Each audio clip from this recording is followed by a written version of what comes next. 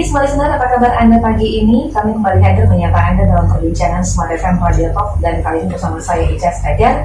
Dan seperti biasa, Smart Listener, untuk Anda yang ingin bergabung dalam perbincangan ini, kami ajak Anda untuk mengirimkan pertanyaan Anda nantinya melalui SMS atau WhatsApp di 081161151018. Nah, Smart Listener, narkoba merupakan musuh negara, musuh rakyat, dan musuh kita semua karena dapat merusak masa depan bangsa Indonesia. Upaya penanggulangan narkoba membutuhkan dukungan penuh dari seluruh komponen masyarakat di Indonesia. Ini bukan hanya menjadi tanggung jawab satu pihak saja ya. Itu sebabnya ini menjadi penting untuk kita bahas tentang permasalahan kebijakan dan implementasi program P4GN di Provinsi Sumatera Utara dalam menanggulangi masalah narkotika. Nah, untuk membahasnya pagi hari ini bersama saya di studio Smart FM sudah hadir narasumber kita, Bapak Solitua selaku penyuluh narkoba Ahmadiyah BNNT Sumatera Utara. Kita sapa. Selamat pagi, Bapak. Selamat pagi Mbak Ica. Apa kabar, Pak? Luar biasa, Luar biasa Mbak. ya. Sendiri hari ini, Pak? Siap, sendiri Mbak Ica. Suasananya mendung. Oh iya. Mudah-mudahan tidak terjadi hal yang tidak diinginkan ya, Pak ya. Siap. Kita tetap berduka lah untuk kondisi ibu kota kita ya, Pak ya, lagi banjir juga saat ini ya. Oke, baik. Pak, seperti yang Ica sampaikan tadi bahwa kita membahas tentang permasalahan tentang kebijakan implementasi dari program P4GN. Tapi sebelum ke sana nih Pak Solitua, kita mau tahu dulu dong Pak, di Sumatera Utara sendiri seperti apa sih kondisi kita sekarang ini terkait dengan penyalahgunaan narkoba, Pak? Ya, baik Mbak Ica dan seluruh pendengar Smart Listener dimanapun berada yang bisa menjangkau mengikuti siaran ini. Benar bahwa narkoba seperti yang dikatakan tadi adalah merupakan musuh kita semua. Oleh sebab itu yang menjadi penggerak di dalam persoalan ini tidak hanya sebatas lembaga pemerintah, dalam hal ini misalnya BNN atau pihak kepolisian, tetapi seluruh masyarakat sampai orang tua dan generasi muda khususnya.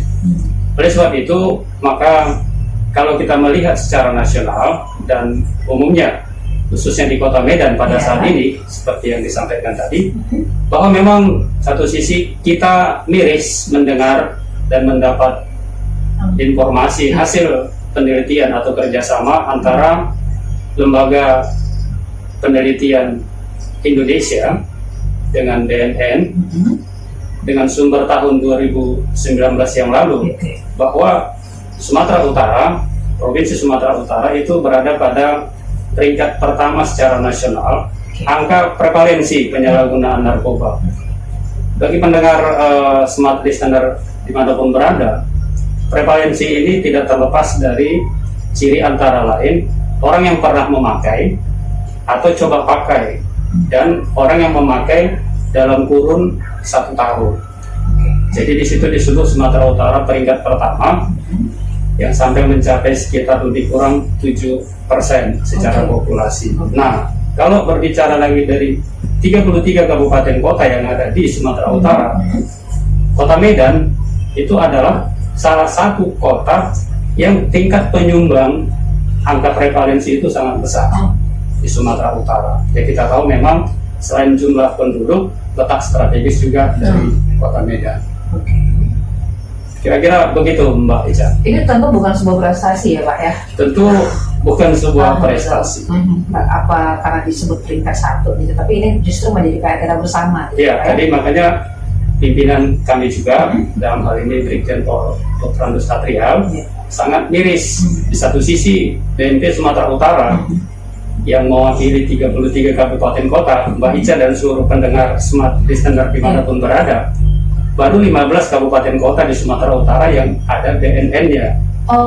Dan Kota Medan sendiri, pendengar Smart Listener dimanapun, Kota Medan belum ada BNN-nya. Oh gitu, secara khusus ya Pak? Secara khusus Kota Medan, Deli Serdang sudah ada, Binjai sudah ada, tapi Kota Medan belum. Jadi apakah ini salah satu faktor sehingga angka prevalensi di Sumatera Utara, khususnya di Kota Medan itu tinggi? Nah, itu menjadi tugas kita bersama. Namun dalam hal ini BNP Sumatera Utara itu terus kita melakukan berbagai kegiatan-kegiatan, apakah namanya pemberantasan atau namanya pencegahan atau tindakan preventif dalam kegiatan sosialisasi, baik melalui tatap muka, melalui online, melalui media cetak. Ya. Dan seperti sekarang ini, Ya. kita melakukan kegiatan upaya-upaya ini dalam rangka mencoba memberikan pemahaman kepada masyarakat agar jangan sampai terlibat di dalam penyalahgunaan narkoba. Oke. Tapi nyatanya Ya. Kota Medan menjadi salah satu kota yang paling besar menyumbang penyalahgunaan narkoba itu. Oke. Selain karena belum dibentuknya BNN di Kota Medan, Pak Sori ya, kira-kira menurut Bapak apa lagi sih yang menyebabkan kota ini menjadi peringkat tertinggi, Pak? Apakah dari perilaku atau habit atau seperti apa, Pak?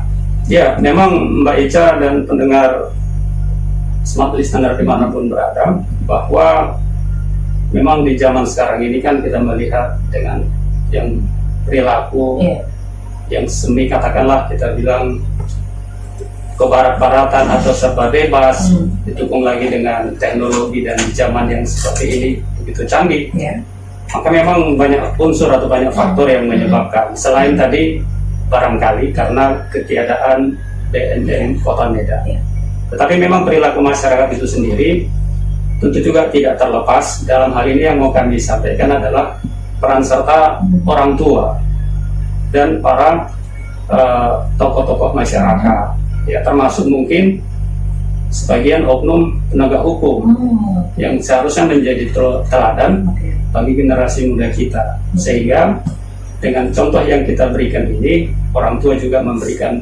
perhatian kepada anak-anak generasi muda kita. Mereka dapat bisa melihat, minimal mereka bisa kita awasi sehingga mereka tidak terbawa arus dengan globalisasi, dengan teknologi, dengan segala perkembangan zaman sekarang. Karena ini mau tidak mau kan sangat mempengaruhi mudahnya seseorang itu mengambil jalan pintas sampai menemukan barang-barang yang kita sebut dengan narkoba itu, Mbak Eca. Dan ini bukan hanya menyerang kalangan tertentu ya, Pak ya. Mungkin para anak adik-adik di sekolah gitu ya, Pak, mahasiswa, bahkan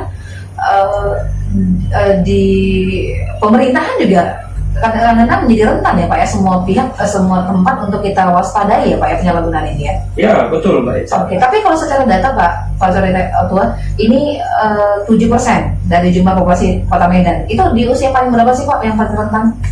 Iya, memang terjadi pergeseran. Kalau di tahun di bawah 2015 itu juga hasil penelitian. Kalau dunia usia produktif itu antara kita batasi yang usia pekerja dengan usia pelajar, dari mahasiswa sampai ke bawah, itu masih didominan oleh pekerja. Tetapi sekarang berbalik, Mbak, sudah lebih besar pengguna narkoba itu adalah usia pelajar, yaitu mahasiswa dan pelajar. Jadi ini sudah terjadi pergeseran, ya, barangkali ini yang menjadi konsen kita bersama agar bagaimana generasi muda ini khususnya nanti jangan sampai mereka menjadi generasi yang tidak mampu bersaing. Ini justru menjadi PR kita bersama ya, Pak ya, karena ini usia pelajar pasti peran serta orang tua itu pasti ya, Pak ya, guru bisa jadi juga masyarakat lah yang melihat terjadinya penyalahgunaan gitu ya.